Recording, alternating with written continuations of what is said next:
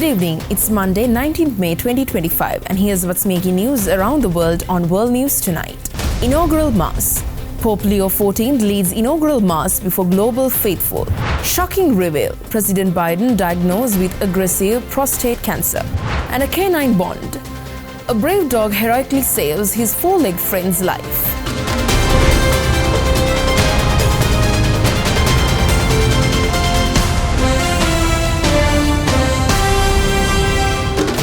From Colombo, this is World News Tonight with Prashansa Gunawardana. Good evening once again. Pope Leo XIV held his inaugural Mass at St. Peter's Basilica, urging unity and care for the poor and the planet. Over 200,000 attended, including world leaders, as traditional papal rituals marked the official start of his papacy. Pope Leo XIV formally began his reign on Sunday by reaching out to conservatives in a call for unity, while vowing to continue the late Pope Francis's legacy on social and environmental issues. A packed-out St. Peter's Square cheered for Leo as he took his first ride in the Popemobile to greet the Catholic faithful who had come from all over the world. Afterwards, Leo was officially installed as the 267th pontiff of the Roman Catholic Church and sovereign monarch of Vatican City at an outdoor mass. He succeeded Francis, who died on April 21st after 12 often turbulent years as pope that saw him championing the poor and marginalized, but also battling with traditionalists.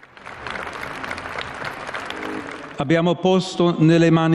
a sermon read in fluent Italian, Leo said he would face up to the questions, concerns and challenges of today's world. And in a nod to conservatives, he promised to preserve the rich heritage of the Christian faith, repeatedly calling for unity. Leo also vowed not to be an autocrat after some of them had accused Francis of being heavy-handed.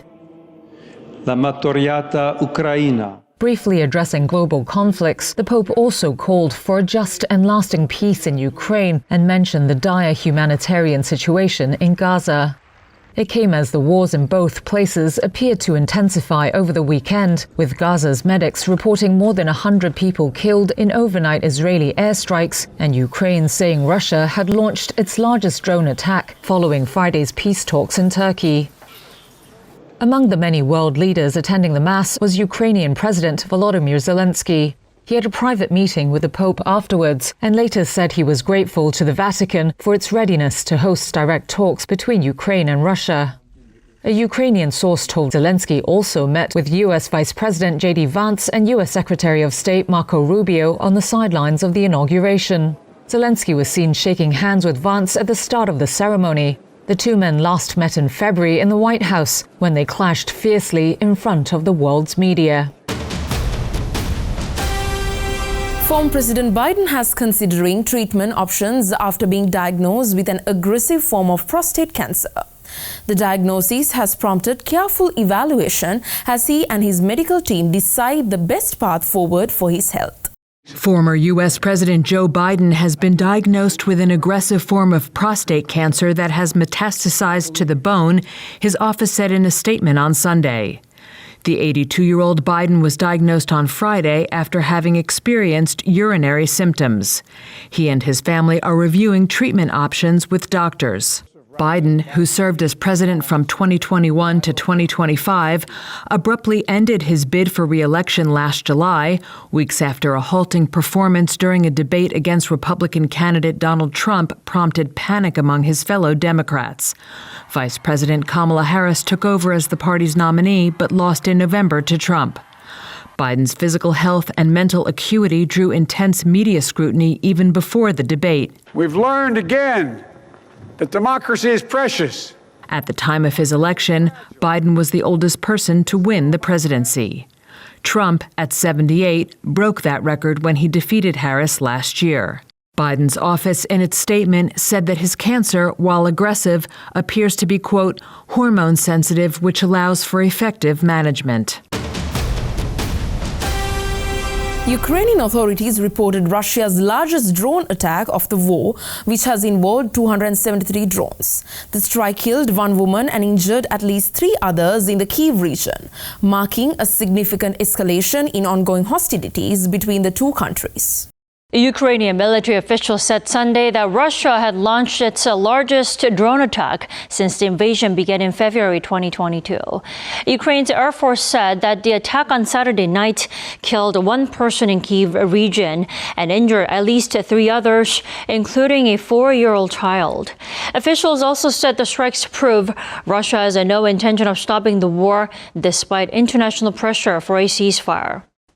Meanwhile, Russian President Vladimir Putin reiterated Sunday that a peace deal with Ukraine should eliminate the causes that triggered this crisis and guarantee Russia's security. His comments come as U.S. President Donald Trump announced that he will speak separately to Putin and Zelensky on Monday about a potential ceasefire agreement. The Israeli military launched extensive ground operations in northern and southern Gaza, intensifying its campaign. Palestinian health officials reported at least 130 people killed overnight by Israeli strikes, as the conflict continues to escalate across the densely populated enclave. The Israeli military on Sunday said it had begun extensive ground operations in northern and southern Gaza. The increased military action comes after overnight strikes by Israel killed at least 130 people, according to Palestinian health officials. Sources on both sides said there had been no progress in a new round of indirect talks between Israel and the Palestinian militant group Hamas in Qatar. The office of Israeli Prime Minister Benjamin Netanyahu said the talks included discussions on a truce and hostage deal, as well as a proposal to end the war in return for the exile of Hamas militants and the demilitarization of the enclave, terms Hamas has previously rejected. A Hamas official told the militant group was still proposing the release of Israeli hostages in return for an end to the war, the pullout of Israeli troops, an end to a blockade on aid for Gaza, and the release of Palestinian prisoners. In this video released by the Israeli army, an Israeli official describes its new Operation Gideon's Chariots, which included a wave of strikes over the past week on hundreds of Hamas targets for the purpose, he says, of returning the hostages and dismantling Hamas's leadership. Gaza's health ministry estimates that more than 460 Palestinians were killed during the week. The deaths of 130 or so Palestinians overnight are in addition to that figure. One of Israel's overnight strikes hit a tent encampment housing displaced families in Khan Yunis in southern Gaza, killing women and children, wounding dozens, and setting tents ablaze, according to local medics. Israel's declared goal in Gaza is the elimination of the military and governmental capabilities of Hamas, which attacked Israeli communities on October 7, 2023, killing about 1,200 people and seizing 251 hostages, according to Israeli tallies. Let's go for a short commercial break. More world news right after this.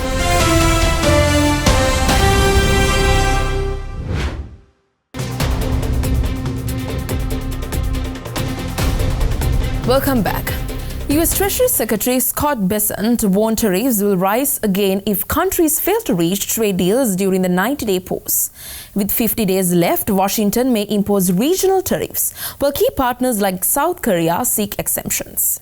U.S. Treasury Secretary Scott Bessent, who acts as a principal advisor to Trump, has said tariff rates will soon return to a reciprocal level for nations that do not reach trade agreements during the 90-day pause. In an interview with CNN on Sunday local time, he said Trump has put the countries on notice that if they don't negotiate in good faith, they will ratchet back up to the April 2nd level. Calling it a Liberation Day, Trump announced a set of reciprocal tariffs on April 2nd, before putting a temporary pause to those levies for 90 days. Speaking during a business roundtable in Abu Dhabi on Friday, he said that time is running out for countries to make a trade deal with the United States. And we have, at the same time, 150 countries that want to make a deal, but you're not able to see that many countries. So at a certain point over the next 2 to 3 weeks, I think Scott and Howard will be sending letters out essentially telling people, it would be very fair, but we'll be telling people what they'll be paying to do business in the United States. Meanwhile, Besant also noted there are 18 important trading partners that the United States is most focused on solidifying deals with, while adding that there are a lot of smaller trading relationships.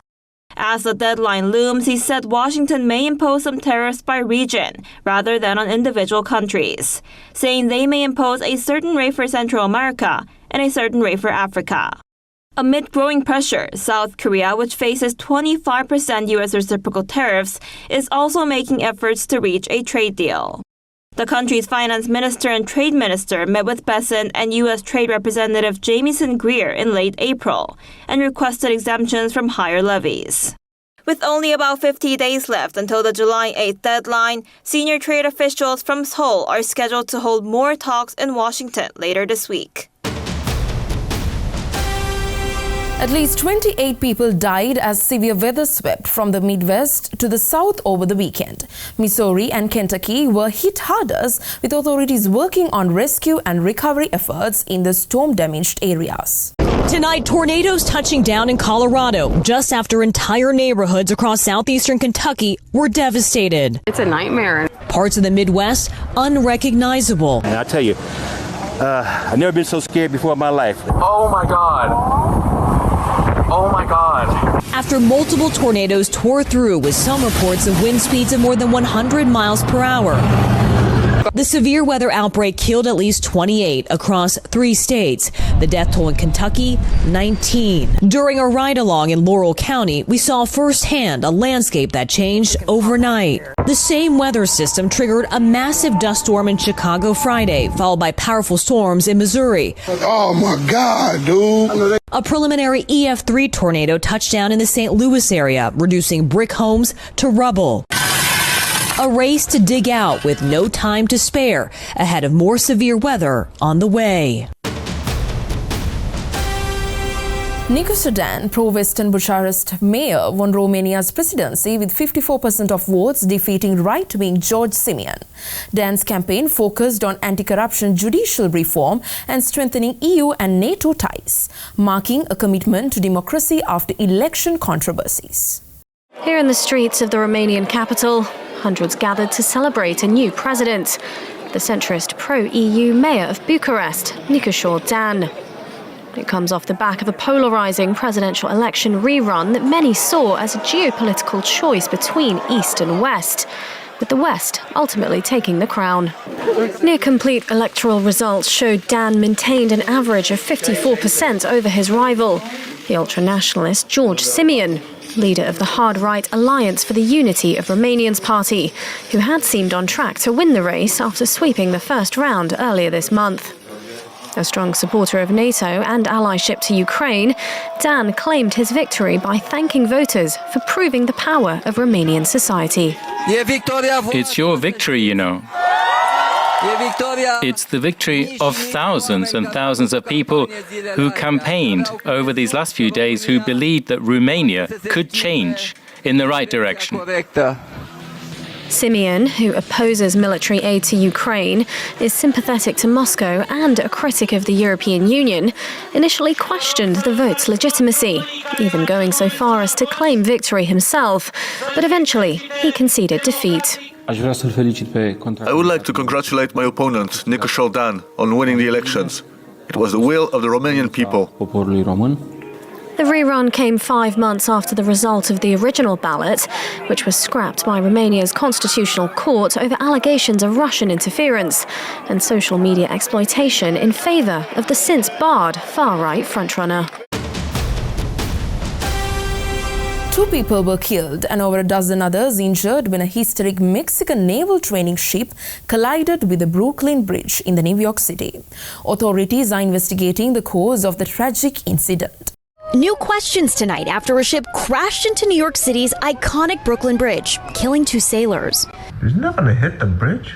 Those along the river watched in horror, some running away, as the Mexican Navy training ship collided with the bridge around 8:20 p.m. What is going on? The Brooklyn Bridge is a critical part of New York's infrastructure, connecting Manhattan and Brooklyn, and a major tourist attraction. Mayor Eric Adams confirming early this morning that 2 of the 277 people on board died. Our hearts go out to the family members, and many family members are going to be traveling here from Mexico. A Mexican official confirming one of those killed was America Yamilet Sanchez. At least 22 others were hurt, according to the Mexican Navy. Moments before the crash, many sailors seen standing on the masts. A tugboat was seen on camera around the time of the crash. It's unclear right now what its involvement was, if any. The mayor says a mechanical mishap made the vessel lose power, and the river's strong current pushed the ship backward. Dramatic video shows some people dangling in the air after impact. The boat was on display in New York Seaport and on its way to Iceland. Those plans put on hold now. Officials say the nearly 142-year-old bridge was not seriously damaged. The National Transportation Safety Board is investigating with the New York City Police Department as they try to figure out what exactly went wrong. China's factory output rose 6.1% in April, showing resilience amid slowing growth and US tariffs. Government support and a recent tariff rollback provide relief, but economies remain cautious about the economy's future amid ongoing trade uncertainties. China's factory output grew 6.1% in April 2025, slowing from March but beating expectations, showing resilience and ongoing US tariffs. Retail sales and investment rose modestly but below forecast.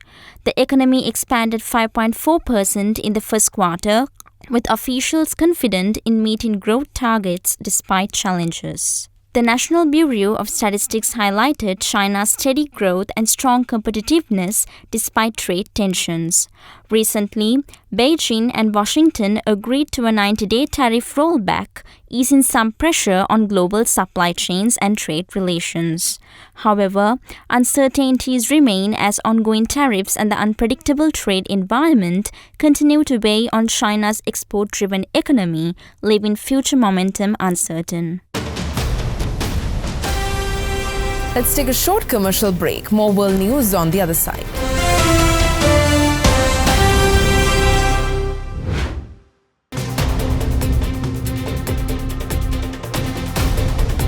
Welcome back. Harvard Law School's library acquired a document in 1946, thinking it was a 1327 Magna Carta copy. However, the British researchers now confirm it's an original from King Edward's the first 1300 reissue, one of only 7 surviving copies.